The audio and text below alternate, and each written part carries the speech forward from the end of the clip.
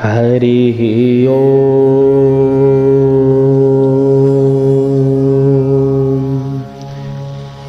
नारायणं नमस्कृत्यं नरं चैव नरोत्तमं देवीं सरस्वती व्यास ततो जयमुदीरये।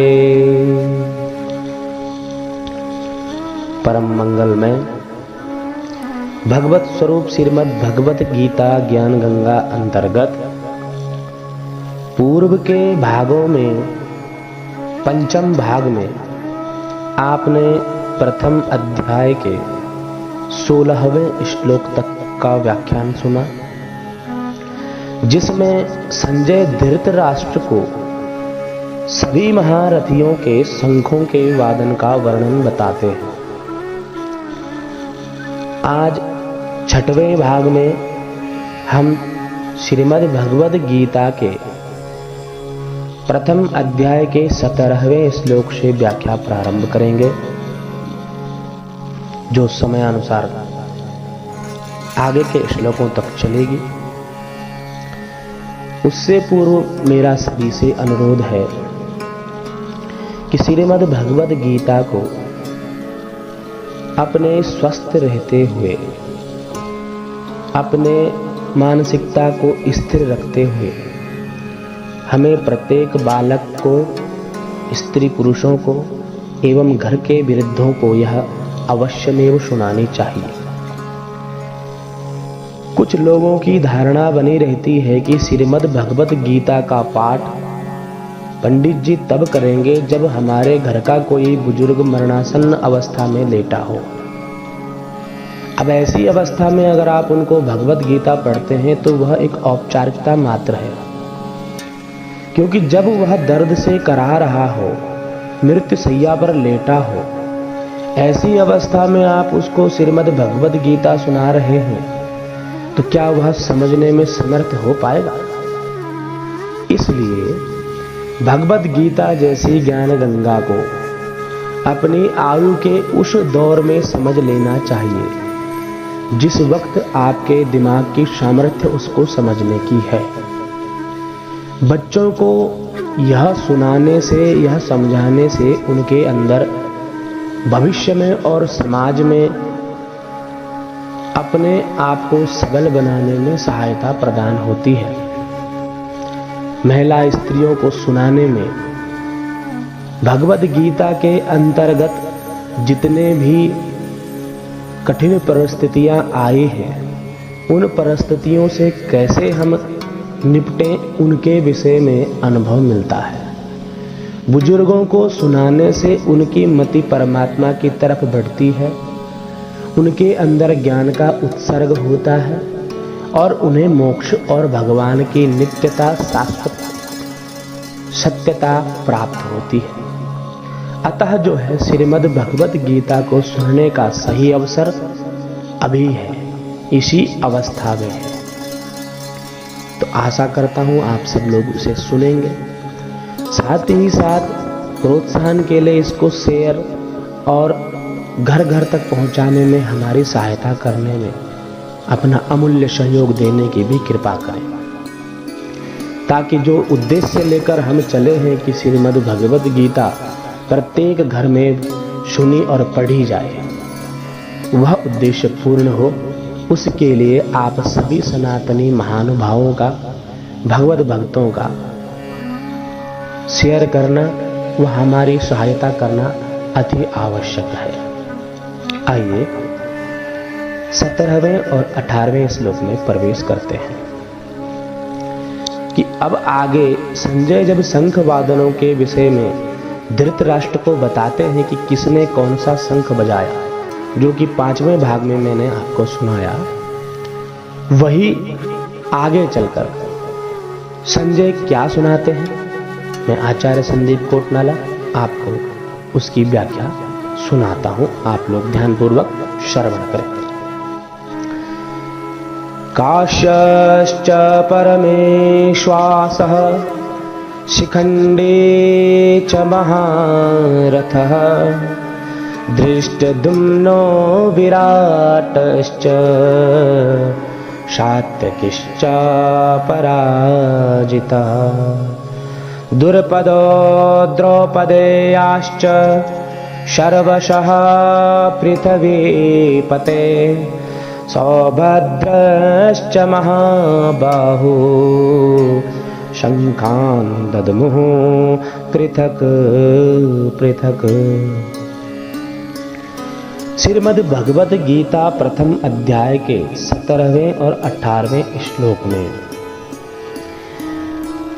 यह व्याख्यान आया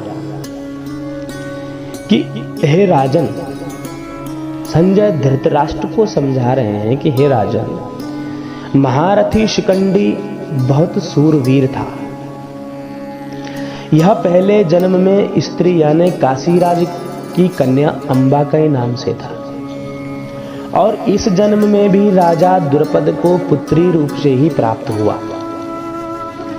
आगे चलकर यही शिखंडी स्थूणाकर्ण नामक यक्ष से वरदान के रूप में पुरुषत्व प्राप्त करके पुरुष बना। भीष्म जी इन सब बातों को जानते थे और शिखंडी को वह स्त्री ही समझते थे। इस कारण वे इस पर बाण नहीं चलाते थे। अर्जुन ने युद्ध के समय इसी को आगे करके भीष्म जी पर बाण चलाए और उनको रथ से नीचे गिरा दिया। अर्जुन का पुत्र अभिमन्यु बहुत सूरवीर था। युद्ध के समय इसने द्रोण निर्मित चक्रव्यूह में घुसकर अपने पराक्रम से बहुत से वीरों का संहार किया। अंत में कौरव सेना के 6 महारथियों ने इसको अन्यायपूर्वक घेरकर इस पर शस्त्र अस्त्र चलाए और दुशासन के पुत्र के द्वारा अभिमन्यु के सिर पर गदा का प्रहार होने से इसकी मृत्यु हुई। संजय ने शंखवादन के वर्णन में कौरव सेना के सूरवीरों में से केवल भीष्म जी का ही नाम लिया और पांडव सेना के सूरवीरों में से भगवान श्री कृष्ण, अर्जुन, भीम आदि 18 वीरों के नाम लिए। इससे ऐसा प्रतीत होता है कि संजय के मन में अधर्म के पक्ष यानी कौरव सेना के प्रति आदर नहीं था, इसलिए वे अधर्म के पक्ष का अधिक वर्णन करना उचित नहीं समझते। परंतु उनके मन में धर्म के पक्ष यानी पांडव सेना का आदर होने से और भगवान श्री कृष्ण तथा पांडवों के प्रति आदर भाव होने से वे उनके पक्ष का ही अधिक वर्णन करना उचित समझते हैं और उनके पक्ष का वर्णन करने में ही उनको आनंद आ रहा है। संबंधित बात यह है कि पांडव सेना के शंखवादन का कौरव सेना पर क्या असर हुआ, इसको आगे के श्लोक में कहते हैं। प्रथम अध्याय के 19वें श्लोक में शगोषो धृतराष्ट्राणां हृदयानि व्यदारयत् नभश्च पृथिवीं चैव तुमुलो व्यनुनादयन्। पांडव सेना की वह शंख ध्वनि इतनी विशाल, इतनी गहरी, ऊंची और भयंकर हुई कि उस ध्वनि प्रतिध्वनि से पृथ्वी और आकाश के बीच का भाग गूंज उठा। उस शब्द से अन्यायपूर्वक राज्य को हड़पने वालों के और उनकी सहायता के लिए उनके पक्ष में खड़े हुए राजाओं के हृदय विदीर्ण हो गए। तात्पर्य है कि हृदय को किसी अस्त्र शस्त्र से विदीर्ण करने से जैसी पीड़ा होती है, वैसी ही पीड़ा उनके हृदय में शंख ध्वनि से हो गई। उस शंख ध्वनि ने कौरव सेना के हृदय में युद्ध का जो उत्साह था, बल था, उसको कमजोर बना दिया, जिससे उनके हृदय में पांडव सेना का भय उत्पन्न हो गया। संजय ये बातें धृतराष्ट्र को सुना रहे हैं। धृतराष्ट्र के सामने ही संजय का धृतराष्ट्र के पुत्रों अथवा संबंधियों के हृदय विदीर्ण कर दिए, यह सुनाना कुछ सभ्यतापूर्ण और युक्ति संगत मालूम नहीं देता। क्योंकि आप राजा को कथा सुना रहे हो, वो भी युद्ध भूमि से सीधा प्रसारण सुना रहे हैं, और उस राजा के हृदय में उसी के पक्ष के लोगों के हृदय विदीर्ण हो गए, डर गए, ऐसा सुना रहे हैं, तो यह बुद्धिमता नहीं है। इसीलिए संजय को धृतराष्ट्राणाम न कहकर तावकी नाम, आपके पुत्रों अथवा संबंधियों के, ऐसा कहना चाहिए था, क्योंकि ऐसा कहना ही वहां पर उचित होता। इस दृष्टि से यहां धृतराष्ट्राणाम पद का अर्थ जिन्होंने अन्यायपूर्वक राज्य को धारण किया। इस पर एक अलग से दृष्टांत आप सुनिए कि इसको कैसे समझा जाए कि यहां पर संजय ने कौरवों के डरने का प्रसंग जो धृतराष्ट्र को सुनाया, क्या गलत तरीके से कहा या सही तरीके से कहा। तो धृतराष्ट्र मतलब जिन्होंने राज्य अन्यायपूर्वक धारण किया। अन्यायेन धृतम राष्ट्रम येस्ते धृतराष्ट्र। ऐसा बहुब्रीहि समास करने के बाद धृतराष्ट्र एवं इस विग्रह में स्वार्थ में तद्धित का अण प्रत्यय किया गया, जिससे धृतराष्ट्र यह रूप बन गया। यहां षष्ठी विभक्ति के प्रयोग की आवश्यकता होने से षष्ठी में धृतराष्ट्राणाम ऐसा प्रयोग किया गया है। तो धृतराष्ट्राणाम लेना ही युक्ति संगत तथा सभ्यतापूर्ण मालूम देता है। अन्याय का पक्ष लेने से ही उनके हृदय विदीर्ण हो गए। इस दृष्टि से भी यह अर्थ लेना ही युक्ति संगत मालूम देता है। यहां शंका होती है कि कौरवों की 11 अक्षौहिणी, दुर्योधन के पक्ष में 11 अक्षौहिणी सेना का होना संभव ही नहीं था।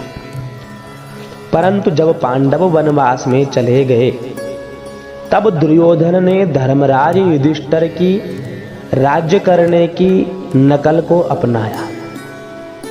जैसे युधिष्ठिर जी अपना कर्तव्य समझकर प्रजा को सुख देने के लिए धर्म और न्याय पूर्वक राज्य करते थे, ऐसे ही दुर्योधन ने भी अपना राज्य स्थापित करने के लिए, अपना प्रभाव जमाने के लिए प्रजा के साथ ठीक युधिष्ठिर के समान ही बर्ताव किया, ताकि ये मेरी ओर हो जाए।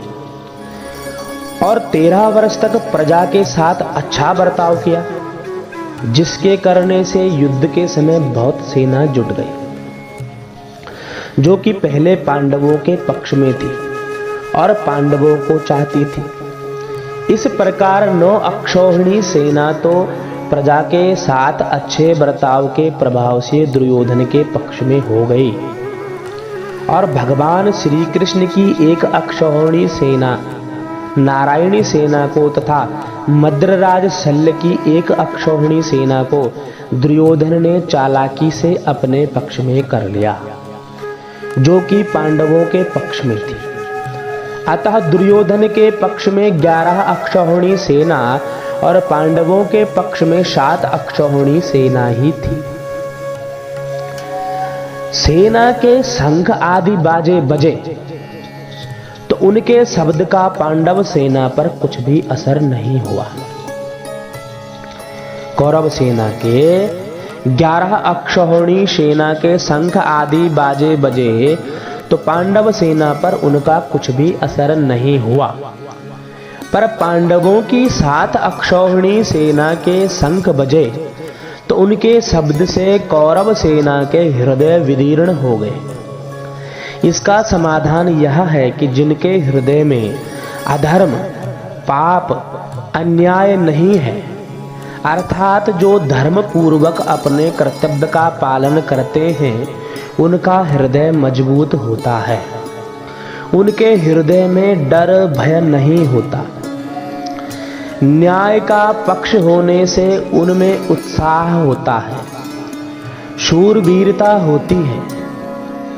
पांडवों ने वनवास के पहले भी न्याय और धर्म पूर्वक राज्य किया था और वनवास के बाद भी नियम के अनुसार कौरवों से न्यायपूर्वक राज्य मांगा था। अतः उनके हृदय में भय नहीं था, बल्कि उत्साह था, शूरवीरता थी। तात्पर्य है कि पांडवों का पक्ष धर्म का पक्ष था। इस कारण कौरवों की 11 अक्षौहिणी सेना के गाजे बाजों के शब्द का पांडव सेना पर कोई असर नहीं हुआ। परंतु जो अधर्म, पाप, अन्याय आदि करते हैं उनके हृदय स्वाभाविक ही अंदर से कमजोर होते हैं। बाहर से वे भले ही निर्भय दिखें, निडर दिखें, बलवान दिखें, लेकिन पापी और दुराचारी व्यक्तियों के मन अंदर से डरे हुए और शंकित होते हैं, क्योंकि उन्हें खुद के किए गए पापों के, खुद के किए गए कुटिलता का पूरा पूरा ज्ञान होता है। तो उनके हृदय में कभी भी निर्भयता, निशंकता नहीं आ सकती।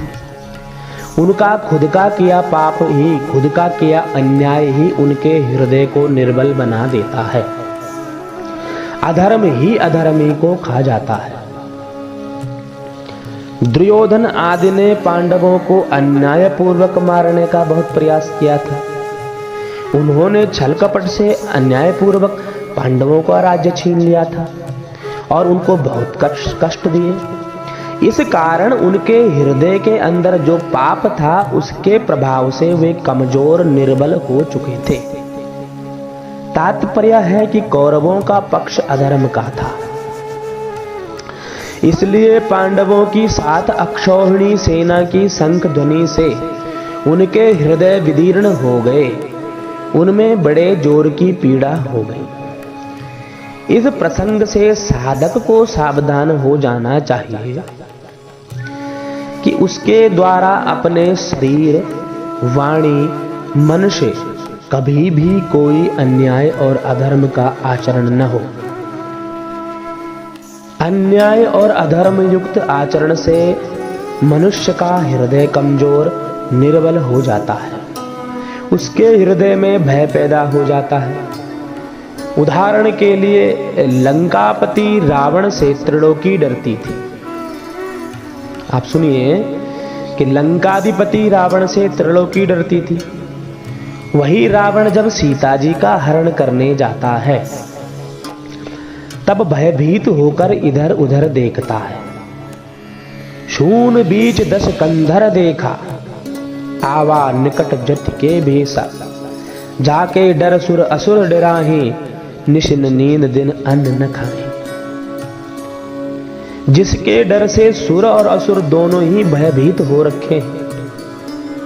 आज सीता जी के हरण करने से जो पाप उसके मन में जागृत हुआ, उस पाप के प्रभाव से जो उसको निर्बलता आई, निशिन नींद दिन अन्न न खाए। रात में उसे नींद नहीं और दिन में उसको भूख नहीं है। इसीलिए हम सबको चाहिए कि वह अन्याय युक्त आचरण, अधर्म युक्त आचरण हम सब कभी न करें। धृतराष्ट्र ने पहले श्लोक में अपने और पांडु के पुत्रों के विषय में प्रश्न किया था, उसका उत्तर संजय ने दूसरे श्लोक से 19वें श्लोक तक दे दिया। अब संजय भगवत गीता के प्राकाट्य का प्रसंग आगे के श्लोक से आरंभ करते हैं। 20वें श्लोक में प्रवेश करते हैं। अथ व्यवस्थितान् दृष्ट्वा धार्तराष्ट्रान् कपिध्वजः पर्वते शस्त्र संपाते धनुरुदम्य पांडवः। अथ इस पद का तात्पर्य है कि अब संजय भगवान श्री कृष्ण और अर्जुन के संवाद रूप भगवत गीता का आरंभ करते हैं। 18वें अध्याय के 74वें श्लोक में आए इति पद से यह संवाद समाप्त होता है। ऐसे ही भगवत गीता के उपदेश का आरंभ उसके दूसरे अध्याय के 11वें श्लोक से होता है और 18वें अध्याय के 66वें श्लोक में यह उपदेश समाप्त होता है। परवृते शस्त्र संपाते। यद्यपि पितामह भीष्म ने युद्ध आरंभ की घोषणा के लिए शंख नहीं बजाया था, बल्कि केवल दुर्योधन को प्रसन्न करने के लिए ही शंख बजाया था, तथापि कौरव और पांडव सेना ने उसको युद्ध आरंभ की घोषणा ही मान लिया और अपने अपने अस्त्र शस्त्र हाथ में उठाकर तैयार हो गए। इस तरह सेना को शस्त्र उठाए देखकर वीरता में भरकर अर्जुन ने भी अपना गांडीव धनुष हाथ में उठा लिया। व्यवस्थितान धृतराष्ट्रान दृष्ट्वा। इस वाक्य से संजय का तात्पर्य है कि जब आपके पुत्र दुर्योधन ने पांडवों की सेना को देखा तब वह भागा भागा द्रोणाचार्य के पास गया, परंतु जब अर्जुन ने कौरवों की सेना को देखा तब उनका हाथ सीधे गांडीव धनुष पर ही गया। धनुर्दम्य। इससे मालूम होता है कि दुर्योधन के भीतर भय है और अर्जुन के भीतर निर्भयता और उत्साह और वीरता है। कपिध्वज।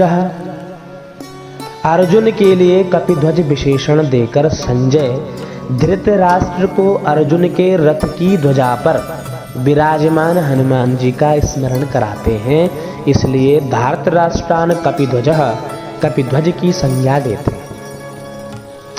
जब पांडव वन में रहते थे, कपिध्वज हनुमान जी क्यों झंडे पर आए? सुनिए। जब पांडव वन में वनवास कर रहे थे तब एक दिन अकस्मात वायु ने एक दिव्य सहस्त्र दल कमल लाकर द्रौपदी के सामने डाल दिया। सहस्त्र दल कमल का मतलब होता है कि जिस कमल में 1000 पंखुड़ियां होती हैं। उसे देखकर द्रौपदी बहुत प्रसन्न हो गई और उसने भीमसेन से कहा कि हे वीरवर भीम, आप ऐसे बहुत से कमल मुझे ला दीजिए। द्रौपदी की इच्छा पूर्ण करने के लिए भीम वहां से चल पड़े। जब वे कदली वन में पहुंचे तब वहां उनकी हनुमान जी से भेंट हो गई। उन दोनों की आपस में कई बातें हुई। अंत में हनुमान जी ने भीमसेन से वरदान मांगने के लिए आग्रह किया तो भीमसेन ने कहा कि मेरे पर आपकी कृपा बनी रहे। इस पर हनुमान जी ने कहा कि हे वायुपुत्र, जिस समय तुम बाण और शक्ति के आघात से व्याकुल शत्रुओं की सेना में घुसकर सिंहनाद करोगे, उस समय मैं अपनी गर्जना से उस सिंहनाद को और बढ़ा दूंगा। इसके सिवाय अर्जुन के रथ की ध्वजा पर बैठकर मैं ऐसी भयंकर गर्जना किया करूंगा जो शत्रुओं के प्राणों को हरने वाली होगी, जिससे तुम लोग अपने शत्रुओं को सुगमता से मार सकोगे। तदाहं बृहन्निष्यामि स्वरवेण रवं तव विजयस्य ध्वस्तश्च नादान् मोक्ष्यामि दारुणान् शत्रुणां ये प्राणहराः सुखं येन हनिष्यत। महाभारत वन पर्व के 151, 17 और 18वें श्लोक में हनुमान जी ने ऐसा कहा। यह श्लोक महाभारत का है, तो हम गीता की बात कर रहे हैं। इस प्रकार जिनके रथ की ध्वजा पर हनुमान जी विराजमान हैं, उनकी विजय निश्चित है। पांडवः धृतराष्ट्र ने अपने प्रश्न में पांडवाः पद का प्रयोग किया था, अतः धृतराष्ट्र को बार बार पांडवों की याद दिलाने के लिए संजय प्रथम अध्याय के 14वें श्लोक में और यहाँ पांडव शब्द का प्रयोग करते हैं 20वें श्लोक।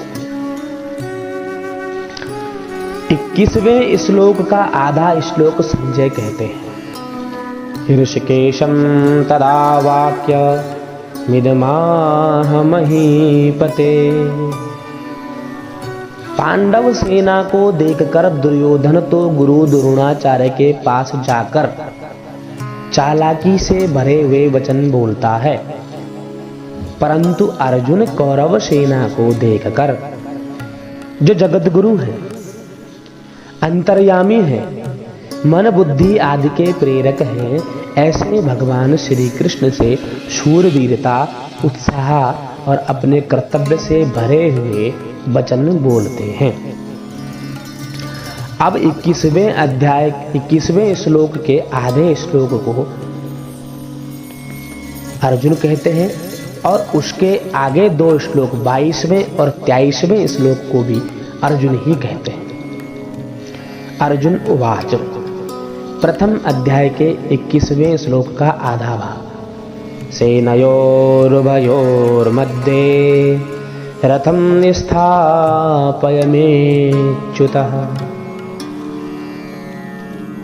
दोनों सेनाएं जहां युद्ध करने के लिए एक दूसरे के सामने खड़ी थी, वहां उन दोनों सेनाओं में इतनी दूरी थी कि एक सेना दूसरी सेना पर बाण आदि मार सके।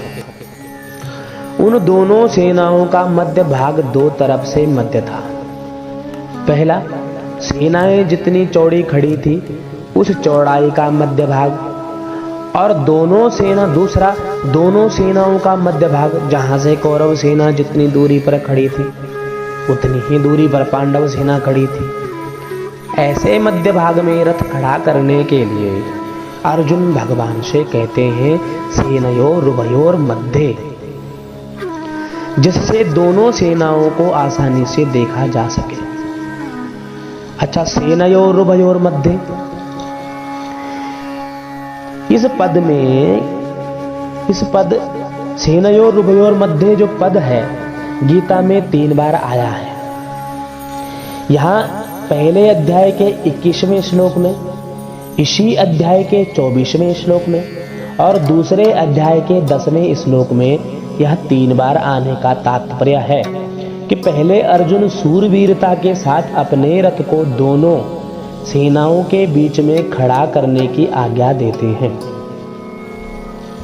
और फिर इस अध्याय के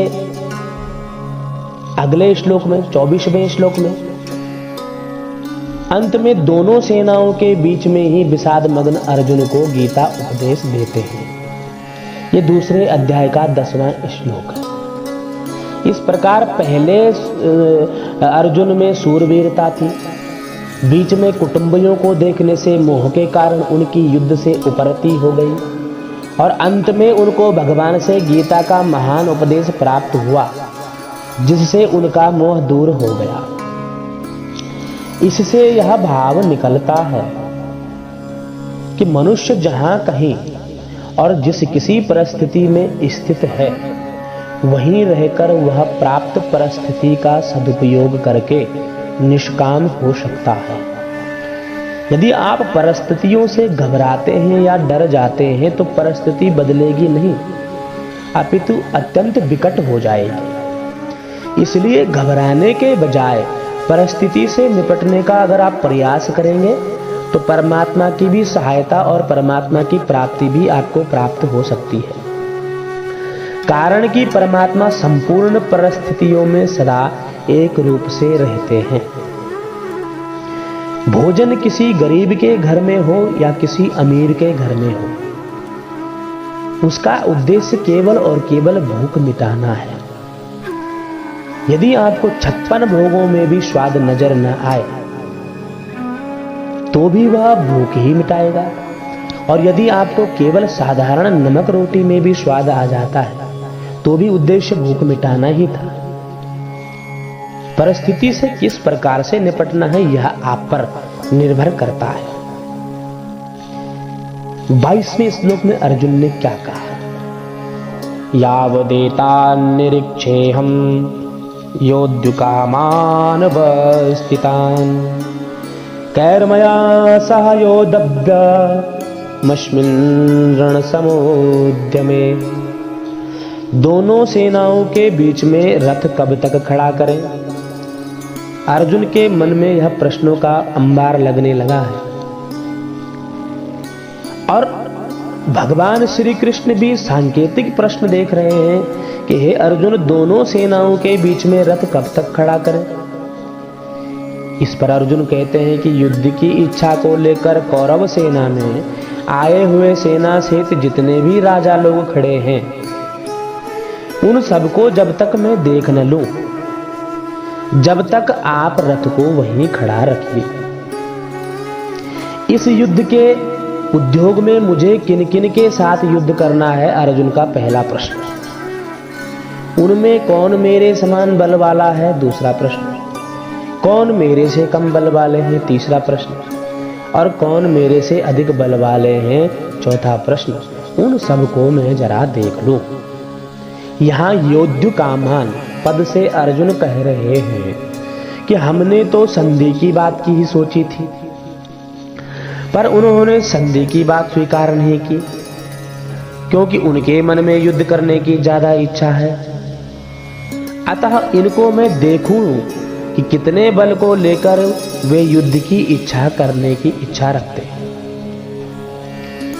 तो इसको फिर 23वें श्लोक में क्या कहा अर्जुन ने? कियोतश्यमानान् वेक्षेऽहं य एतेऽत्र समागताः धार्तराष्ट्रस्य दुर्बुद्धेर्युद्धे प्रियचिकीर्षवः। यहाँ दुर्योधन को दुष्ट बुद्धि कहकर अर्जुन यह बताना चाहते हैं कि इस दुर्योधन ने हमारा नाश करने के लिए आज तक कई तरह के षड्यंत्र रचे हैं और हमें अपमानित करने के लिए कई तरह के उद्योग रचे हैं। नियम के अनुसार और न्याय पूर्वक हम आधे राज्य के अधिकारी हैं, पर उसको भी यह हड़पना चाहता है, देना नहीं चाहता। ऐसी तो इसकी दुष्ट बुद्धि है। और इस दुष्ट बुद्धि के साथ यहाँ आए हुए राजा लोग युद्ध में इसका प्रिय करना चाहते हैं, इसका साथ देना चाहते हैं। तो वास्तव में तो मित्रों का यह कर्तव्य होता है कि वह ऐसा काम करें, ऐसी बात बताएं जिससे अपने मित्र का लोक परलोक सुधर जाए। लेकिन ये तो इसके पाप रूपी अग्नि में घी का काम कर रहे हैं। ये राजा लोग दुर्योधन की दुष्ट बुद्धि को शुद्ध न करके उल्टा उसको बढ़ाना चाहते हैं और दुर्योधन से युद्ध कराकर युद्ध में उसकी सहायता करके उसका पतन करना चाहते हैं। तात्पर्य है कि दुर्योधन का हित किस बात में है, उसको राज्य भी किस बात से मिलेगा और उसका परलोक भी किस बात से सुधरेगा, इन बातों का वे विचार ही नहीं कर रहे हैं। अगर ये राजा लोग उसको यह सलाह देते कि भाई कम से कम आधा राज्य तुम रख लो और पांडवों का आधा भाग उनको वापस लौटा दो, तो इससे दुर्योधन का आधा राज्य भी रहता और उसका परलोक भी सुधर जाता।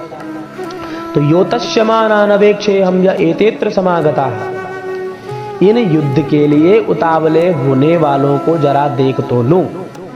इन्होंने अधर्म का, अन्याय का पक्ष लिया है, इसलिए हमारे सामने टिक नहीं सकेंगे, नष्ट हो जाएंगे। योतस्यमानान् कहने का तात्पर्य है कि इनके मन में युद्ध की ज्यादा आ रही है, अतः देखूं तो सही कि ये हैं कौन। अर्जुन के ऐसा कहने पर भगवान ने क्या किया, इसको अब संजय आगे के 2 श्लोकों में कहते हैं।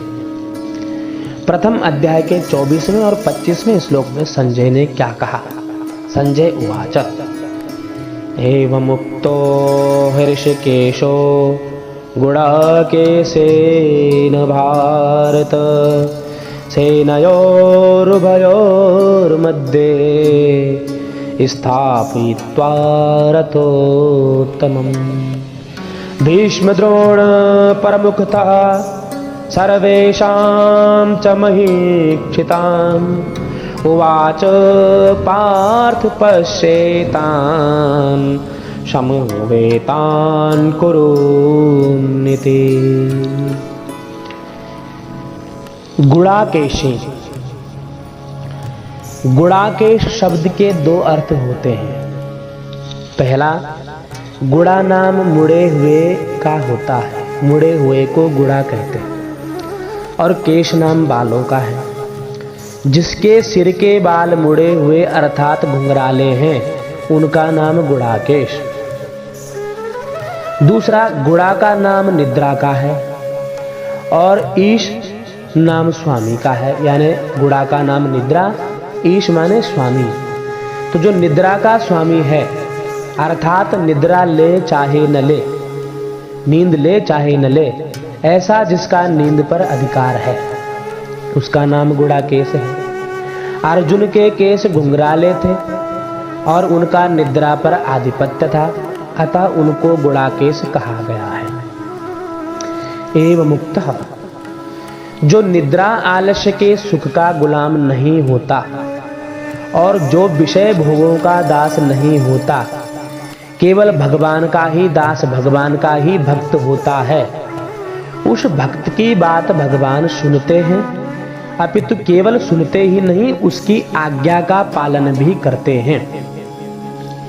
इसलिए अपने सखा भक्त अर्जुन के द्वारा आज्ञा देने पर अंतर्यामी भगवान श्री कृष्ण ने दोनों सेनाओं के बीच में अर्जुन का रथ खड़ा कर दिया।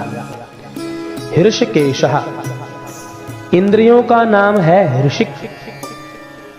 जो इंद्रियों के ईश्वर अर्थात स्वामी हैं उनको हृषिकेश कहते हैं। पहले 21वें श्लोक में और यहाँ हृषिकेश कहने का तात्पर्य है कि जो मन, बुद्धि, इंद्रियां आदि सबके प्रेरक हैं, सबको आज्ञा देने वाले हैं, वे ही अंतर्यामी भगवान यहाँ अर्जुन की आज्ञा का पालन करने वाले बन गए। भक्त के लिए भगवान कुछ भी बनने के लिए तैयार रहते हैं। यह उनकी अर्जुन पर कितनी अधिक कृपा है। सेनयोरुभयोर्मध्ये स्थापयित्वा रथोत्तमम्। दोनों सेनाओं के बीच में जहां खाली जगह थी वहां भगवान ने अर्जुन के श्रेष्ठ रथ को खड़ा कर दिया। भीष्म द्रोण प्रमुखतः सर्वेषां च महीक्षिताम्। उस रथ को भी भगवान ने विलक्षण चतुराई से ऐसी जगह खड़ा किया जहां से अर्जुन को कौटुंबिक संबंध वाले, पारिवारिक संबंध वाले पितामह भीष्म और विद्या के संबंध वाले आचार्य द्रोण एवं कौरव सेना के मुख्य मुख्य राजा लोग सामने दिखाई दे सके। उवाच पार्थ पश्येतान समवेतान कुरुनिति।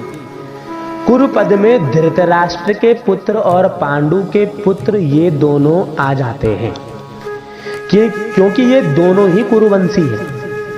युद्ध के लिए एकत्र हुए इन कुरुवंशियों को देख ऐसा कहने का तात्पर्य है कि इन कुरुवंशियों को देखकर अर्जुन के भीतर यह भाव पैदा हो जाए कि हम सब एक ही तो हैं। इस पक्ष के हों चाहे उस पक्ष के हों, भले हों चाहे बुरे हों, सदाचारी हों चाहे दुराचारी हों, पर हैं सब अपने ही कुटुंबी। इस कारण अर्जुन में जो छिपा हुआ पारिवारिक ममता युक्त मोह जागृत हो जाए और मोह जागृत होने से अर्जुन जिज्ञासु बन जाए, जिसके द्वारा अर्जुन को निमित्त बनाकर भावी कलयुग के जीवों के कल्याण के लिए ही गीता का महान उपदेश दिया जा सके। इसी भाव से भगवान ने यहाँ पश्येतान समवेतान कुरुन कहा है। नहीं तो भगवान पश्येतान धार्तराष्ट्रान समान्यति ऐसा भी कह सकते थे कि ये धृतराष्ट्र के पुत्र हैं, सेना है, इनको देखो। लेकिन कुरुन माने कि तुम अपने परिवार को देखो, ताकि अर्जुन के भीतर युद्ध करने का जो जोश था उसमें ममतामयी भाव प्रकट हो जाए। और ममतामयी भाव प्रकट होगा तो गीता का उपदेश दूंगा, यदि नहीं होता, यह बीरी बना रहेगा, तो गीता का तो मतलब ही नहीं रह जाता। तो ऐसा कहने से अर्जुन के भीतर युद्ध करने का जोश आता। कैसा कहने से? पश्येतान धार्तराष्ट्रान समान्विति। इसलिए भगवान ने कहा कि पार्थ पश्येतान समवेतान कुरुन्निति, ये तुम्हारा कुरु परिवार है, जिससे गीता के प्राकट्य का अवसर आ गया। अन्यथा गीता के प्राकट्य का अवसर नहीं आता। और अर्जुन के भीतर का प्रसुप्त कौटुंबिक मोह भी दूर नहीं होता, जिसको दूर करना भगवान अपनी जिम्मेवारी मानते हैं।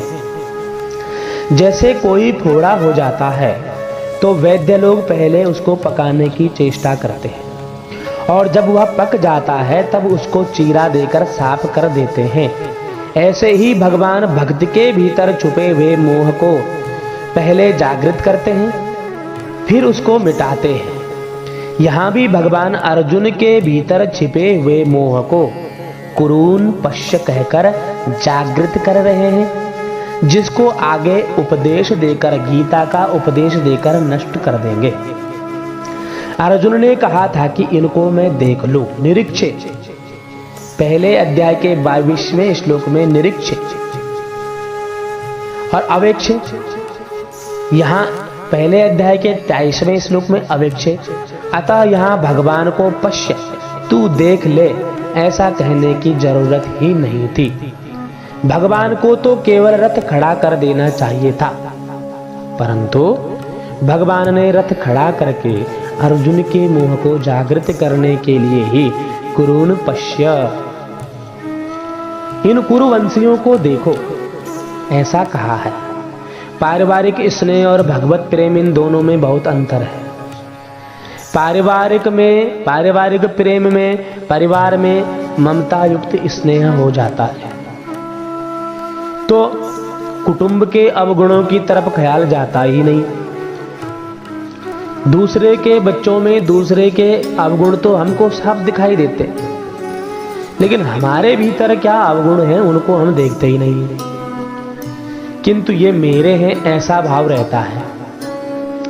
ऐसे ही भगवान भक्त में विशेष स्नेह हो जाता है, तो भक्त के अवगुणों की तरफ भगवान का ख्याल जाता ही नहीं, किंतु यह मेरा ही है ऐसा ही भाव रहता है। कौटुंबिक स्नेह में क्रिया तथा पदार्थ, शरीर आदि की और भगवत प्रेम में भाव की मुख्यता होती है। पारिवारिक स्नेह में मोह रूपी अज्ञान और भगवत प्रेम में आत्म सुख की मुख्यता रहती है। पारिवारिक स्नेह में अंधेरा और भगवत प्रेम में प्रकाश रहता है। पारिवारिक स्नेह में मनुष्य कर्तव्यों से अपने आप को ऐसा चित कर देता है कि वह अपने भीतर के न्यायिक और धार्मिक ज्ञान को समाप्त कर जाता है, और भगवत प्रेम में तल्लीनता के कारण कर्तव्य के पालनों में जो सनातन कर्तव्य है उनको कभी विस्मृति नहीं होती। पर भक्त कभी कर्तव्य से विमूढ़ नहीं होता। पारिवारिक स्नेह में कुटुंबियों की और भगवत प्रेम में भगवान की प्रधानता होती है। पूर्व के श्लोक में भगवान ने अर्जुन से कुरुवंशियों को देखने के लिए कहा। उसके बाद क्या हुआ इसका वर्णन संजय आगे के श्लोक में करते हैं। और क्या कहते हैं कि तत्रापश्यत्स्तान् पार्थः पितृनथ पितामहान् आचार्यान् मातुलान् भ्रातॄन् पुत्रान् पौत्रान् सखेस्तथा। प्रथम अध्याय का 26वां श्लोक।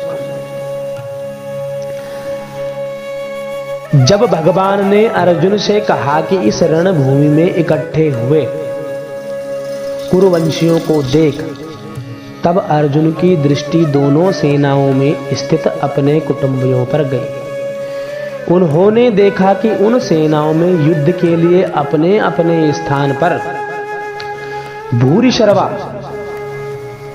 आदि पिता के बड़े भाई खड़े हैं, जो कि मेरे लिए पिता के समान हैं।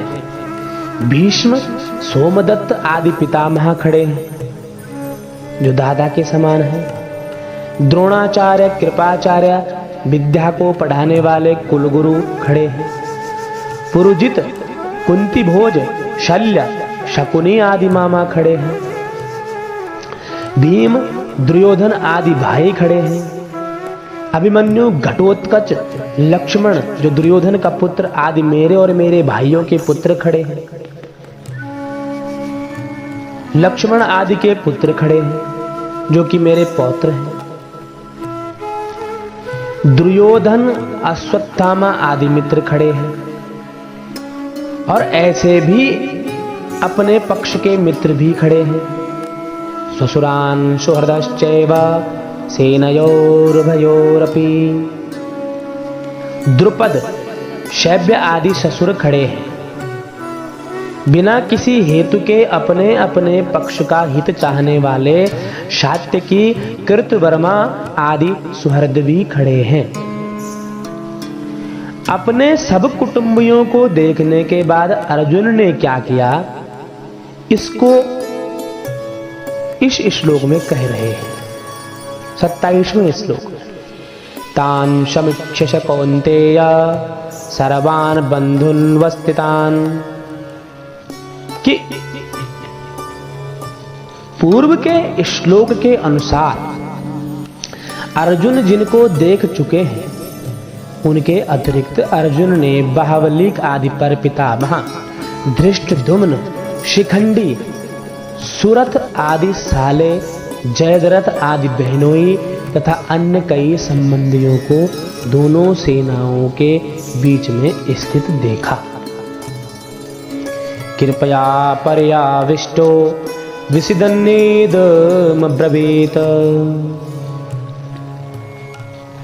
इन पदों में स कौन्तेय,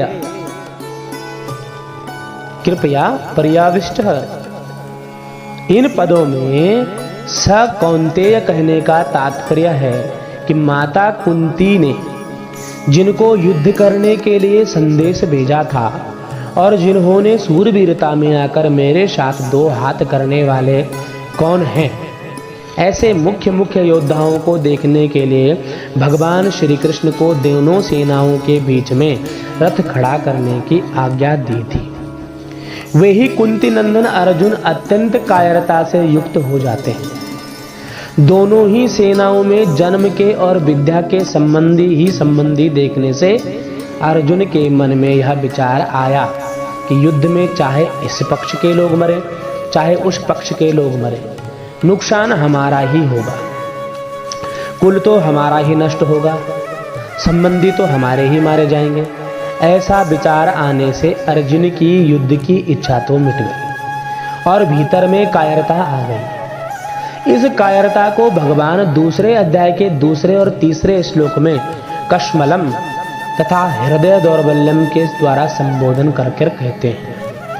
और अर्जुन ने दूसरे अध्याय के 7वें श्लोक में कार्पण्य दोषोपहत स्वभावः कहकर इस कायरता को स्वीकार भी किया है। अर्जुन कायरता से अवशिष्ट हुए हैं, कृपया विष्ट। इससे सिद्ध होता है कि यह कायरता पहले से नहीं थी, प्रत्युत अभी आई है। अतः आगंतुक दोष है और आगंतुक होने से यह ठहरेगी नहीं, जाएगी जरूर। परंतु सूरवीरता अर्जुन में स्वाभाविक और स्थिर है, अतः वह स्थिर ही रहेगी। अत्यंत कायरता क्या है? बिना किसी कारण निंदा, तिरस्कार, अपमान करने वाले, दुख देने वाले, बैर भाव रखने वाले, नाश करने की चेष्टा करने वाले दुर्योधन, दुशासन, शकुनी आदि को अपने सामने युद्ध करने के लिए खड़े देखकर भी उनको मारने का विचार न होना, उनका नाश करने का उद्योग न करना, मतलब स्वयं को आत्मदाह की तरह समर्पित कर देना, यह अत्यंत कायरता रूप दोष है। यहाँ अर्जुन को कायरता रूप दोष होने से ऐसा घेर लिया है कि जो अर्जुन आदि का अनिष्ट चाहने वाले और समय समय पर पांडवों का विनाश करने वाले, षड्यंत्र रचने वाले हैं, उन अधर्मियों पर, उन पापियों पर भी अर्जुन को दया आ रही है। गीता पहले अध्याय का 35वां और 46वां श्लोक, और वे क्षत्रिय के कर्तव्य रूप में अपने धर्म से च्युत हो रहे हैं, उसमें आपको सुनने को मिलेगा पहले अध्याय के 35 और 46वें श्लोक में। तो विषीदन्नि मदब्रवीत, युद्ध के परिणाम में कुटुंबी, कुल की, देश की क्या दशा होगी, यह सोचकर अर्जुन बहुत दुखी हो रहे हैं। और उस अवस्था में वे वचन बोलते हैं जिसका वर्णन आगे के श्लोक में किया गया है। आगे के श्लोक में अर्जुन क्या कहते हैं, इसका वर्णन 7वें भाग के व्याख्यान में आपको सुनने को मिलेगा। आज 6वें भाग में प्रथम अध्याय के 17वें श्लोक से 28वें श्लोक के आधे श्लोक तक का वर्णन आपको सुनाया गया है। मैं आचार्य संदीप कोटनाला आप सभी से प्रार्थना करता हूं कि आप सनातन के महत्व को और गीता के ज्ञान को निरंतर सुनते रहें। अभी प्रस्तावना में आपको केवल भावों का वर्णन सुनाया जा रहा है कि गीता का भूमिका बन कैसे रही है, कि जब मुख्यतः गीता का जो उपदेश भगवान श्री कृष्ण के मुखारविंदों के द्वारा आएगा, उसकी भूमिका कैसे कैसे बन रही है, यह प्रथम अध्याय से आपको सुनाने का मैं प्रयत्न कर रहा हूं। आप अपने घर के समस्त सदस्यों को प्रातः काल के समय में उठकर, जब आप लोग घर में कुछ समय निकालकर सुबह के मुहूर्त में रहते हैं, तो उस वक्त आप इस ज्ञान को सुन सकते हैं, जिससे कि आपके घर में गीता के श्लोक और अर्थ गूंजेंगे। आपके घर के प्रत्येक सदस्य को, प्रत्येक मनुष्य को, प्रत्येक व्यक्ति के व्यक्तित्व में गीता का प्रभाव पड़ेगा। गीता सुनने से आपके धर्म कर्म भी सुधरेंगे। गीता के प्रत्येक श्लोक में भगवान समाये हुए हैं, इस बात को आप गांठ बांध लीजिए।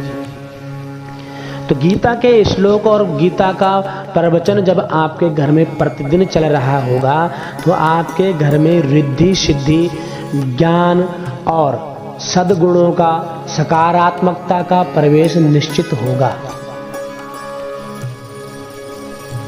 आज के प्रसंग में प्रथम अध्याय के 17वें श्लोक से लेकर 28वें श्लोक तक का व्याख्यान, आगे 7वें श्लोक में आपको प्रथम अध्याय के 29वें श्लोक से व्याख्यान प्रारंभ सुनाया जाएगा। मैं आचार्य संदीप कोटनाला आप सभी से इस वीडियो को, ऑडियो को लाइक शेयर करने के लिए प्रार्थना करूंगा कि घर घर तक गीता को पहुंचाने में आप सनातन की सहायता करें और चैनल को सब्सक्राइब अवश्यमेव करें। पुनः आपसे 7वें भाग में भेंट होगी। तब तक के लिए मैं आचार्य संदीप कोटनाला आपसे अनुमति लेता हूँ। सादर प्रणाम। जय श्री राधे, जय श्री कृष्ण, जय भारत, जय उत्तराखंड।